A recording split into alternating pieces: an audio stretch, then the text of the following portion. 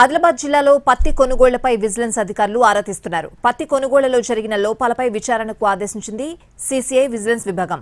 రైతుల పేరుతో వ్యాపారులే పత్తి విక్రయాలు చేశారనే అనుమానంతో దర్యాప్తు చేస్తున్నారు. విక్రయాలకు సంబంధించిన లెక్కలు అడిగి తెలుసుకుంటున్నారు. ఒక్కో రైతు పేరుతో 200-300 క్వింటాళ్ల పత్తిని విక్రయించగా అదంతా ఆ రైతులు పండించిన పత్తేనా లేక వ్యాపారులదా అని ఆరా తీస్తున్నారు. మరింత సమాచారం మా ప్రతినిధి సారంగపాణి అందిస్తారు.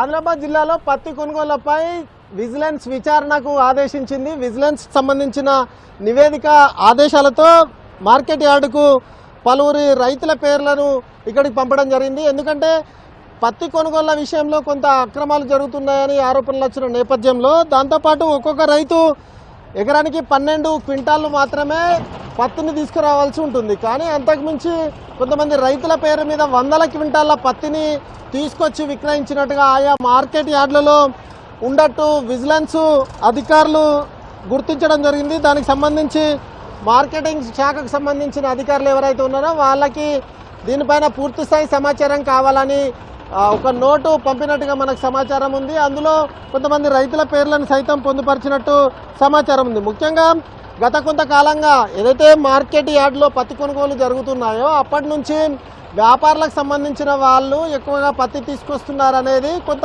ఆరోపణలు ఉన్నాయి. దీంతోపాటు రైతుల పేర్ల మీద 100 క్వింటాళ్ళు వ్యాపారులకు ఉన్నారనే అభియోగాలు సైతం ఉన్నాయి. ఈ నేపథ్యంలోనే విజిలెన్స్ విచారణకు ఆదేశించినట్టుగా తెలుస్తుంది. ముఖ్యంగా 6 నుంచి 10 మంది రైతులు 200-300 క్వింటాళ్ల పత్తిని ఈ సీజన్లోనే విక్రయించినట్టుగా గుర్తించడం జరిగింది. అందులో పలు మార్కెట్లలో రైతుల పేర్ల మీద ఇంత పత్తి ఇంత పెద్ద మొత్తంలో వచ్చింది. వాళ్ళకు లక్షల కొద్ది రూపాయలు డబ్బులు తమ అకౌంట్లో జమ చేయాల్సి ఉంటుంది. అయితే సీసీఐ మద్దతు ధర ప్రకారం 7,521 రూపాయలు క్వింటాల్ చొప్పున వేసుకుంటే 300 దానికి ఈ విధంగా లక్షలకు పైగా డబ్బులు వేయాల్సి ఉంటుంది. కాకపోతే వాళ్ళకు అనుమానం రావడం జరిగింది.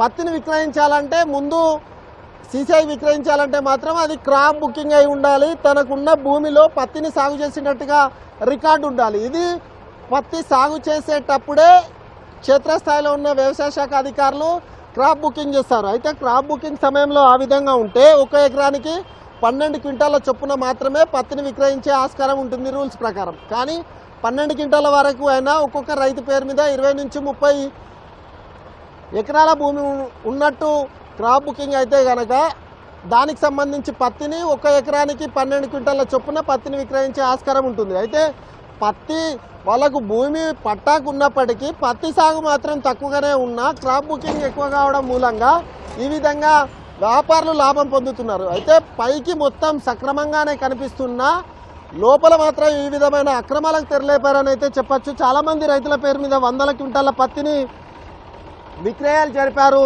దాంతోపాటు గతంలో అయితే ఈ విధంగా విక్రయాలు అంటే మహారాష్ట్ర నుంచి కొనుగోలు చేసిన పత్తి కావచ్చు, గ్రామీణ ప్రాంతాల్లో కొనుగోలు చేసిన వ్యాపారులు ఆ పత్తిని రైతుల పేర్ల మీద మార్కెట్ యార్డుకు తీసుకొచ్చి ఇక్కడ విక్రయిస్తున్నారు, సీసీఐకి అంటగడుతున్నారు. కాబట్టి ఈ విధంగా రైతులకు భారీగా దిగుబడి వచ్చినట్టుగా లెక్కలు చూపే ఆస్కారం ఉంటుంది. ఓవరాల్గా ఆదిలాబాద్ జిల్లాలో జరిగిన పత్తి కొనుగోళ్లపై సీసీఐ విజిలెన్స్ విచారణ అయితే ప్రారంభమైంది. విజిలెన్స్ సంబంధించిన నివేదిక మార్కెట్ యార్డుకు చేరింది. కొంతమంది రైతులు 100 క్వింటాళ్ళు ఏ విధంగా విక్రయించారు దానికి సంబంధించిన డేటాను అడిగినట్టుగా మనకైతే పక్కా సమాచారం ఉంది. అయితే ఈ డేటా విచారణ అనంతరం అంటే ఇప్పుడు మార్కెట్ యార్డ్ నుంచి వ్యవసాయ శాఖ అధికారులు క్షేత్రస్థాయి మండల స్థాయి అధికారులు విచారణ చేపట్టిన తర్వాత దానికి సంబంధించిన నివేదికను విజిలెన్స్కి అప్పచెప్పే అవకాశం అయితే కనిపిస్తుంది. ఇది పత్తి కొనుగోలపై విచారణకు సంబంధించి పూర్తి అప్డేట్స్. కెమెరామెన్ సత్యంతో సారంగపాణి, NTV, ఆదిలాబాద్.